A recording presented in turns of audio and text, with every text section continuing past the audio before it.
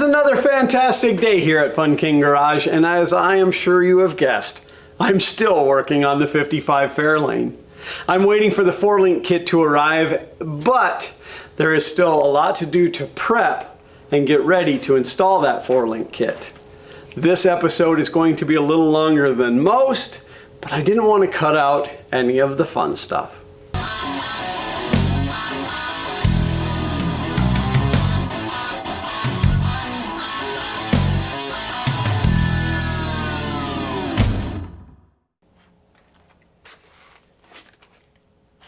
So I ordered a set of bushings off of eBay from Shoebox Ford. Good reseller, by the way. They super quick shipping, but I'm not going to be able to use them anymore now that I don't have any leaf springs. However, I am going to use the old leaf springs, as I said, to center the axle to figure out where it needs to be for the 4-link. Now, the set that I ordered was only the rears. I didn't realize that. It's my fault, not theirs, but it is only the rear bushings. So I needed front bushings because the ones that were in there were completely annihilated. But I don't want to pay, they were like $9 or $10 a piece for the front bushing and press them in and etc. etc. So instead I went to Home Depot today and I bought 4 feet of it, also known as a 7/8 inch wooden dowel. Now I know what you're thinking. That's a great idea. I'm going to make all my bushings out of wood. Don't do that. Again, the inner diameter of that eyelet is 7/8 of an inch. I was able to pick up a 7/8 inch hardwood dowel.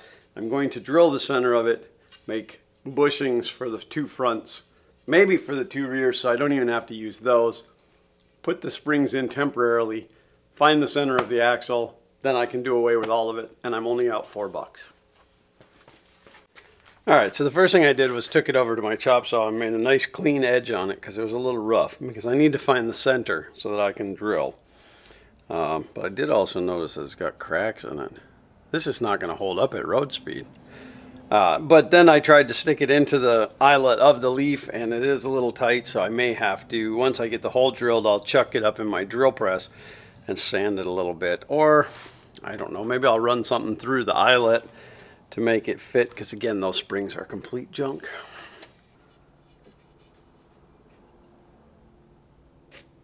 I don't have a center finder verber. I should be darn close to my center. I have a sanding drum that just fits down in there, so that should clean out the leaves.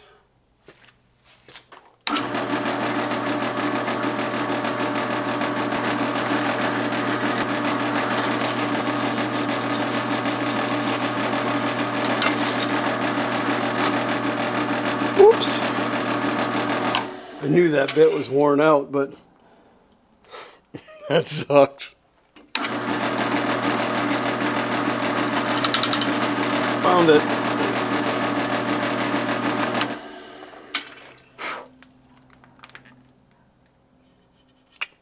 Yep, I'm gonna have to start all over again. So that took me more attempts than I want to admit.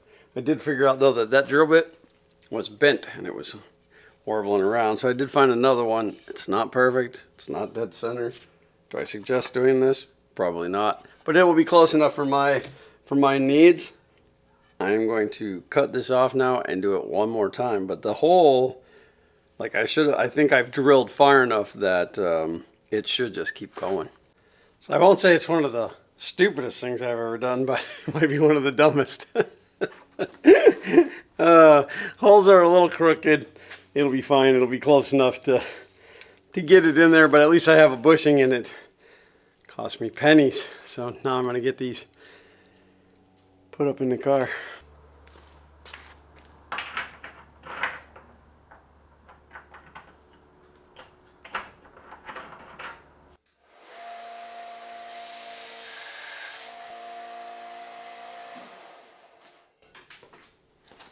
I'd hammered this bolt out with the air hammer, so it was a little mushroomed on the end. And while it slid in there, it didn't slide in there nice. So this is ridiculous. Oh.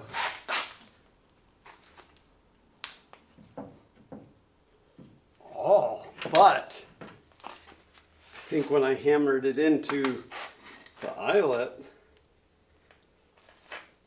now the hole's too tight. I'm gonna have to drill it again. But I'll hand drill it just to open it up.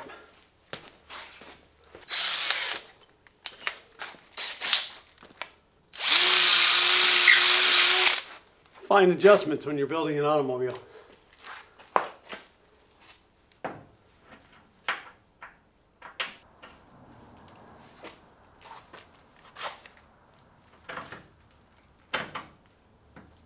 Hey, look at that. Wooden bushings. Work like a champ. I don't know if you guys got to see this bolt, but this was the bolt that was on the passenger side. It's bent, it's worn away, it's in rough shape. I'm going to assume this one won't fit either.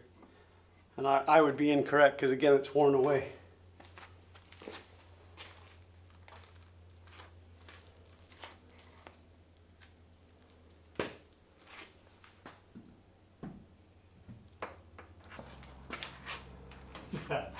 That is about the dumbest thing ever.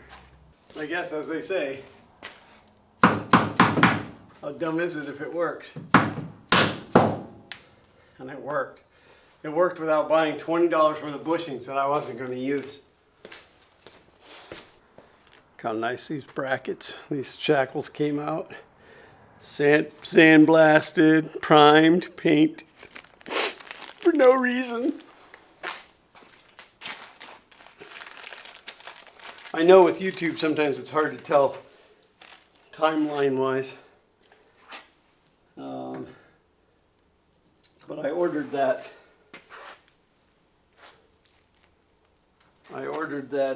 Four-link kit on Monday. Today is Wednesday, and it is due to be here tomorrow. I guess these bushings will still be good for somebody. I'll be able to pass them along.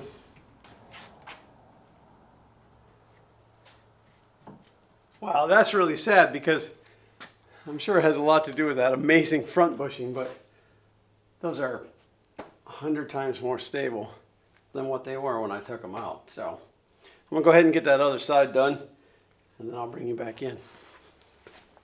All right, so I decided to give you a different angle instead of doing it while you weren't watching.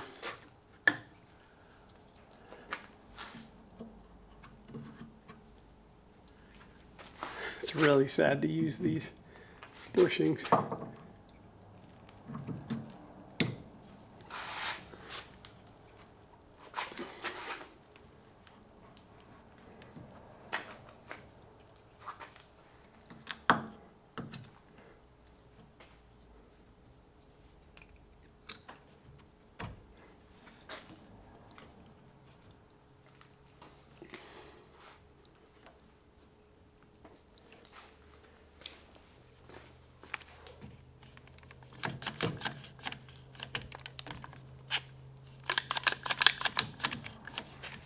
I think that'll be all right. The main thing that I need is front to back centering of the rear end, which for that, we're just going to set the saddles in there.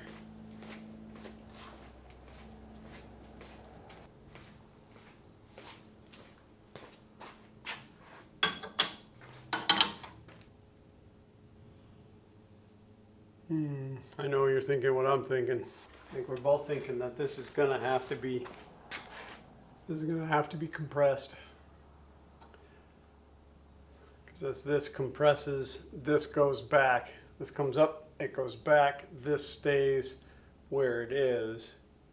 Maybe I'll do a ratchet strap up over the top of the frame if that's possible. It is not. All right, I gotta take a minute, figure this out. My thought on this matter is I have a couple options. I could put one of my tall jack stands underneath each side and crank it up.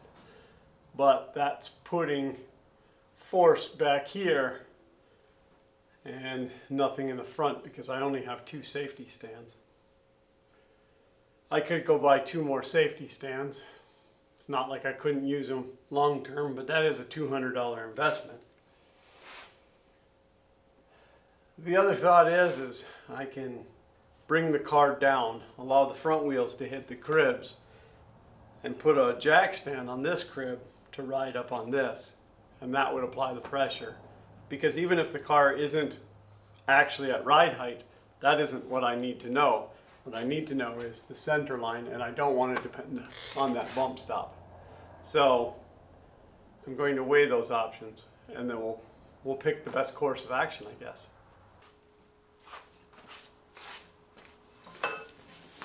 Whew, almost dropped it. Hands are a little greasy.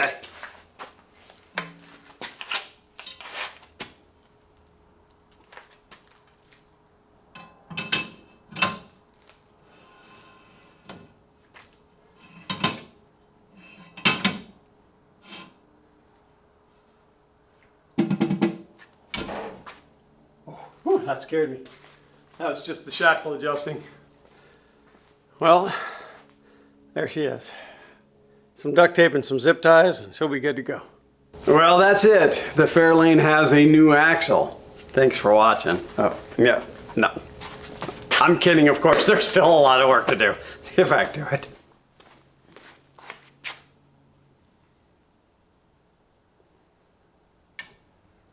We got to make sure that we flip those.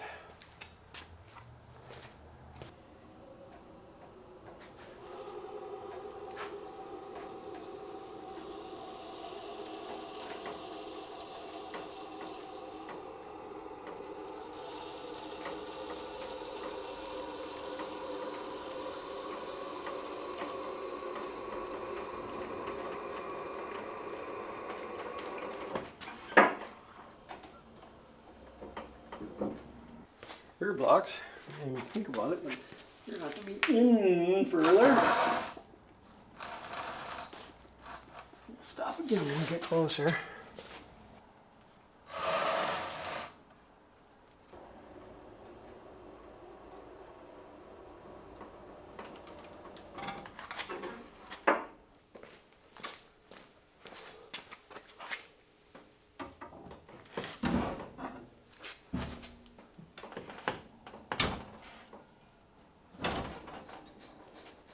Apparently it was not uncommon for people to flip the shackles on these cars to give them more ride height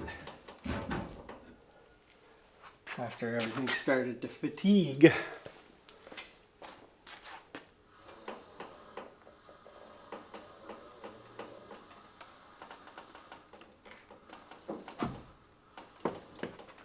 Double check my jack stand. Alright, so she's still up on the lift.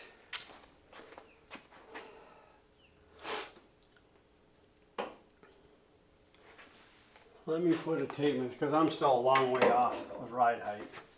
So before all of this took place, I took a measurement from the axle to the bottom of the bump stops and determined it to be 4 3/4 inches. I don't know what that is in metric for non-Americans, I'm sorry. And I am now at 9 3/4, so I still have to come down 5 more inches before I fully trust where it's sitting. I just don't know if I trust what I'm doing. That one's okay. That one's okay too. As long as I'm not under there. I mean, I will be later, but I'll know it's stable by then. I'm gonna check them again. Yep, I seen that one lifting.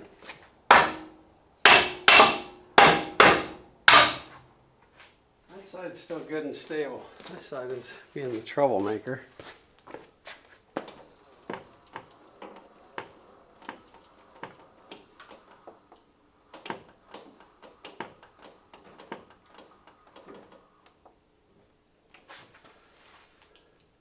I'm off the lift. I'm off the lift by half of an inch, 13 millimeters. And I'm still at a 7-inch ride height. Now, that could have to do with a couple of things. One, the tire normally presses here. My jack stand's pressing here. It could also be just settling.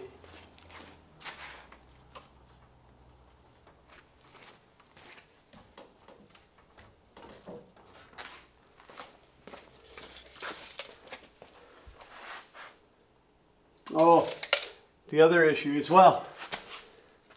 The old saddles were thicker, so I do need to take that measurement. Those ones, the axle was like 1 3/16 above the first leaf. These I'm only a half. 13/16.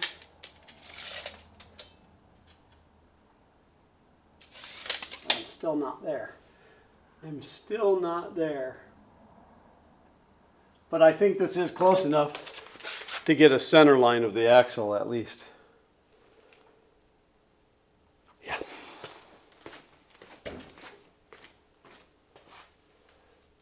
Oh, you know what? I'm not off of the lift in the front.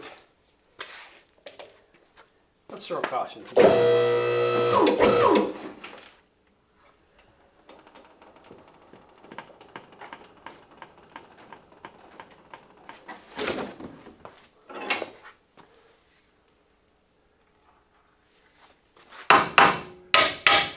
That one's good.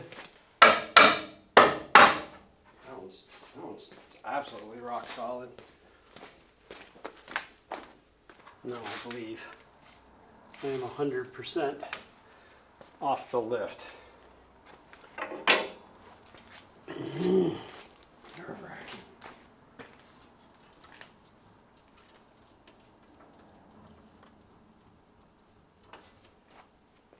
That's pretty good for no shocks. It must be those amazing wooden bushings. We are now at 5 3/8. We've picked up 5/8 of an inch. And that's pretty good being those saddle sizes are different. So we are officially at ride height. So it's at least ride height with, 70-year-old Fairlane springs. What's even crazier is we are one spring less now. The very bottom spring, which people refer to as the helper spring, is not in here at this point. So I think ride height wise, we're good. Now with the 4-link suspension, if I build it like this and it's a little too saggy in the rear, of course I can bump it up. If it's too high, I can lower it down. So, and I still haven't made the decision if I'm going with coilovers or airbags. All right, so I went ahead and wedged a couple sets of jack stands underneath there just to be safe. These should be fine, but in case they give out, I won't die.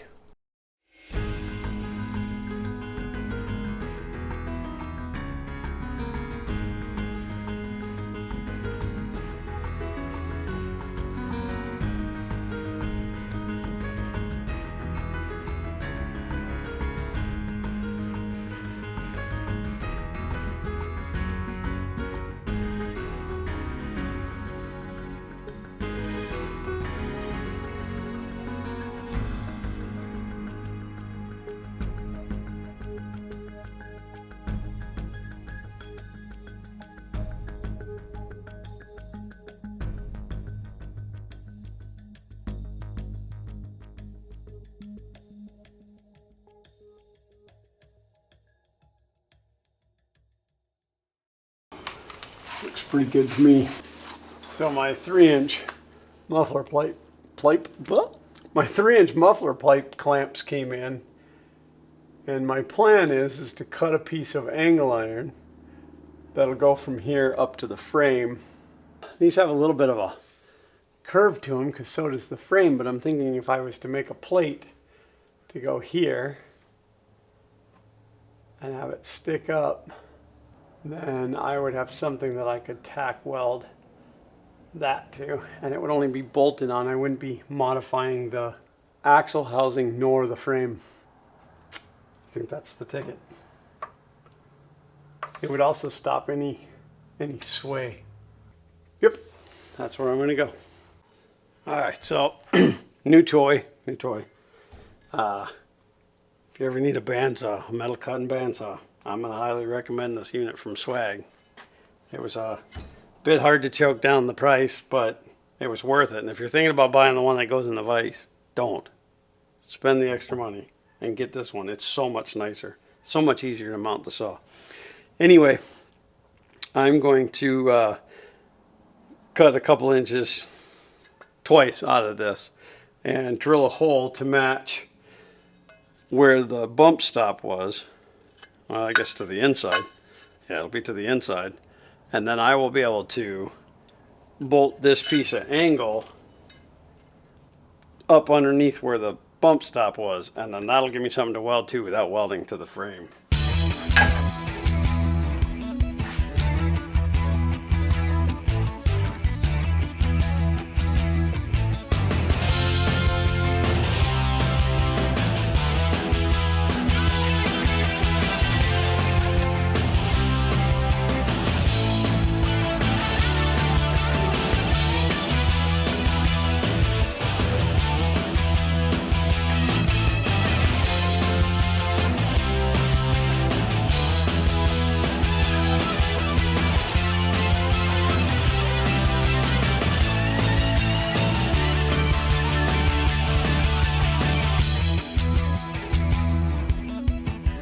Some of you that have been watching the channel for a while might be saying to yourself, Glenn, that is the wrong color saw. That saw is not black and yellow. But you're right, I couldn't afford the black and yellow one. It was $99 for this one. It was like $400 and something for the DeWalt.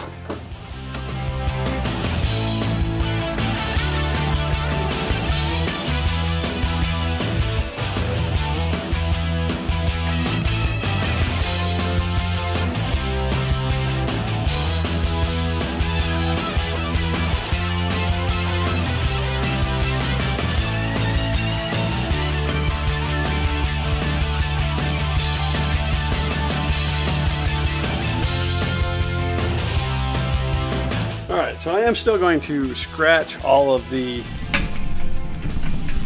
don't know if you can see me. This is a great view. I am going to grind all of the undercoating off in the area that these are going to go, just so that it lays flat, and then I'm going to get these bolted up. And we'll move on to the next step.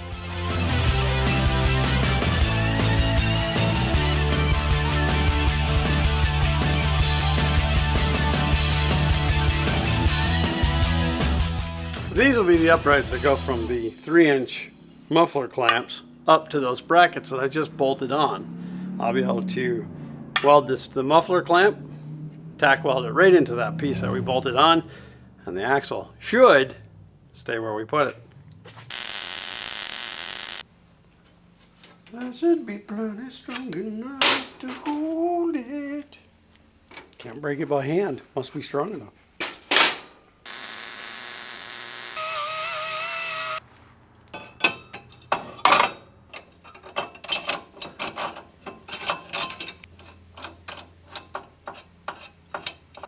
Listen, I've never done this before. I'm making it up as I go, so bear with me. My bracket is pulled in, but that's all right. I do want to make sure that that is as level as possible. My thought is gravity's going to be pulling down on that. I'd like to pull down as evenly as possible. Now, axle isn't set. Once I get these tacked on, I'll be able to loosen this up and turn it and slide it whatever I need. It's setting my ride height. Sorry, camera battery died, but I don't think you really missed anything. If I go another click, I'm gonna be over. That's where it needs to be. I'm gonna go ahead and get one set on the other side.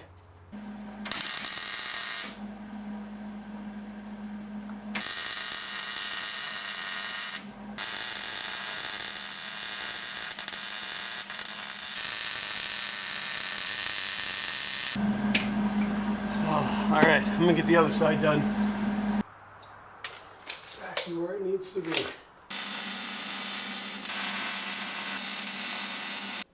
I gotta watch that for a few minutes and make sure like the tape that's back behind there doesn't catch fire.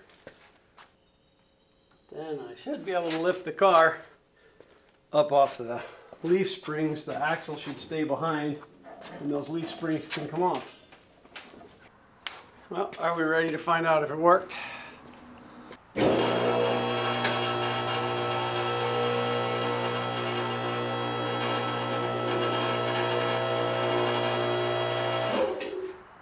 would probably also be a really good idea to take this ratchet strap off.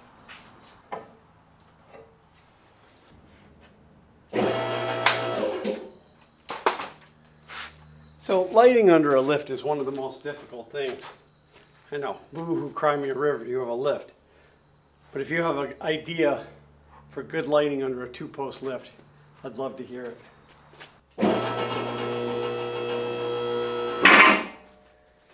There's my first locks. But in fairness, we're still very heavily on the spring. That's not good for it.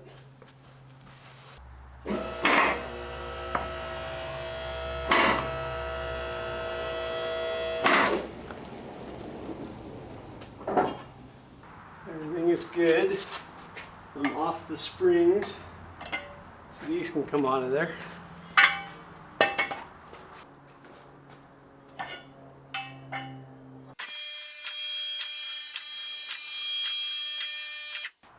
No, that's where I want it. This is going to be a danger to my head, but this gives me the opportunity to reach all of this. Now with the car up in the air and back on the lift at a, I was going to say proper height, it's pretty low, but at least it gives me access to the whole axle housing. But now that it is here, I can get these leaf springs down and out of the way.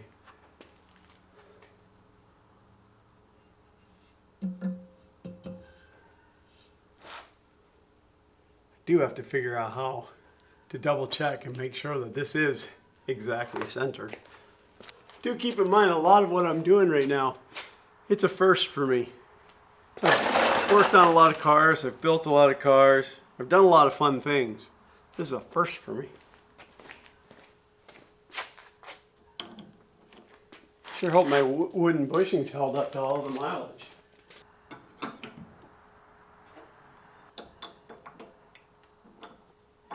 Bag and tag.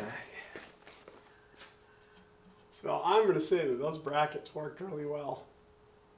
I mean, there's a little bit of lateral movement in it, but it's pretty solid. I wouldn't drive on it, but it's pretty solid.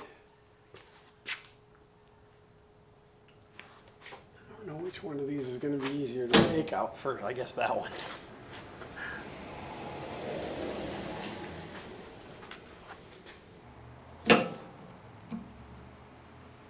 If anybody needs bushings for this car, I'll have a set for sale real cheap. Used very minimally. Kind of proud of myself.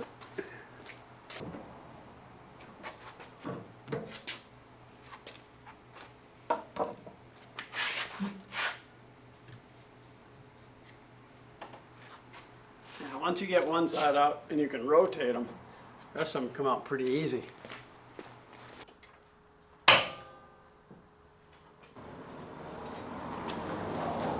We'll do the friendly persuader, and if that doesn't work, I'll go get the big brother. That'll be fine.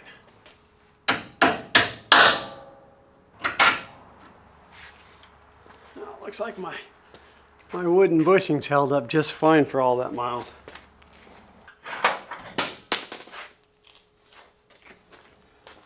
So, a crazy thing is I spent an insane amount of time, drill bits, lubrication, drilling through those leaf springs to put a larger bolt to work with the new saddles that I'm not even going to use, just to get to this point and to discard those springs. But you know, in the end, it's all going to be worth it.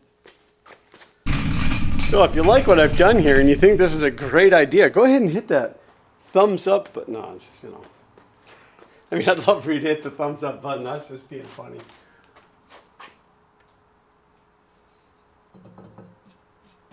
All right, so now we need a tattletale.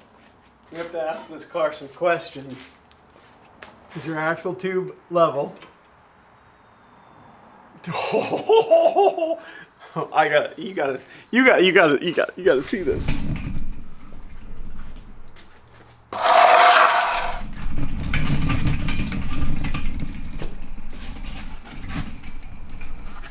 I'm gonna try to get you as lined up as possible so that it doesn't look fake.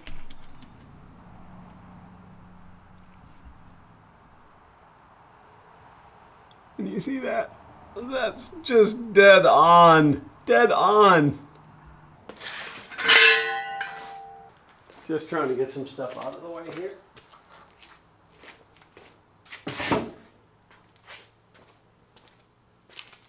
I will probably need those cribbing blocks again before the end of all of this, but I'm so terrified I'm going to hit my head. That UPS guy should be here anytime with the 4-link kit. Pretty excited. Okay, so then the next tattletale we got to find out, how level's the frame? We know that the axle is level in real life. That level's way too big. Let's go to a smaller one. I don't know if I touched on this, but I realize a lot of people just spot weld a piece of tubing between their axle and the frame. My issue is, well, I don't want to weld to this unless I have to. I don't want all those nasty tack welds on my beautiful new axle housing. And second of all, this gives me the opportunity to move it left and right and to rotate it, because when you weld the brackets on, the housing has to be 2 degrees face down. And then the brackets are straight. They're plumb. Then once you're done, you have to set your pinion angle, which on mine is 2.3, I think. I don't have it written down. So you have to turn it back again before everything is set. This is just a great thing. It's just good. Just go with it. All right, that bracket seems to be slightly high to the passenger side.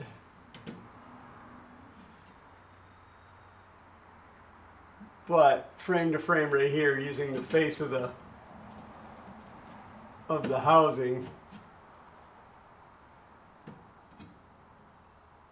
it's only slightly high to the passenger side, and that could just be inconsistencies in the weld of the frame.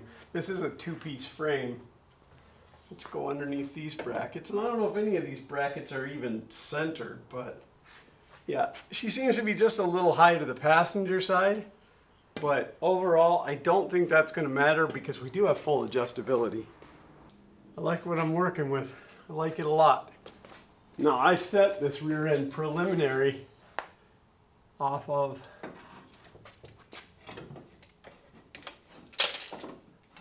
the leaf springs. Let's try that again.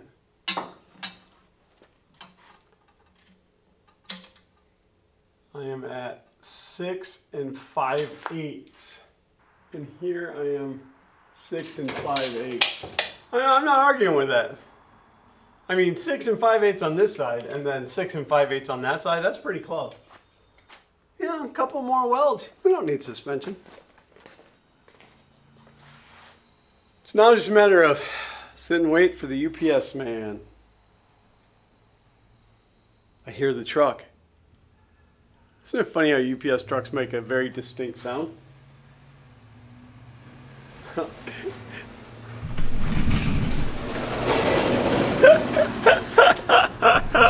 Oh, that's brilliant. It's like I phoned him and told him to drive by. So listen, he's going to bring me some stuff. I'm going to get set up. I'm going to actually do an unboxing of this. And I don't typically do unboxings, but I'll explain it all when I do it. And that Helix suspension unboxing video is actually going to be its own video. Why? Because I have a feeling that people are out there looking for Helix suspension information, and I want to cash in. I mean, I want to make that easily accessible. Seriously though, when I went looking for information, I couldn't really find much on the Helix suspension kits. Some forum talk, you know, things here and there. No straightforward show me what it is. So I wanted to make that video as easily accessible as possible without having to go and dig through a bunch of other content. Now, of course, if you want to see it, it'll be easily accessible for you as well. This, however, is where I need to end this video. As I said in the beginning, this video was going to be longer than most, and I don't know if it is what you guys are looking for. If you're looking for longer form content, I would love to know that, and you can let me know that down in the comments. And while you're down there, hitting that subscribe button and that like button would also be very helpful to me as well. Now in the next episode, we will at least start getting the 4-link suspension put in, and maybe, just maybe, the Fairlane will finally get an axle. I can get this thing on the ground and actually drive it, which would be amazing. Power Tour is coming up very, very soon at this point. My family and I are very excited to go, and the car needs to be ready. So until next time, thanks for watching.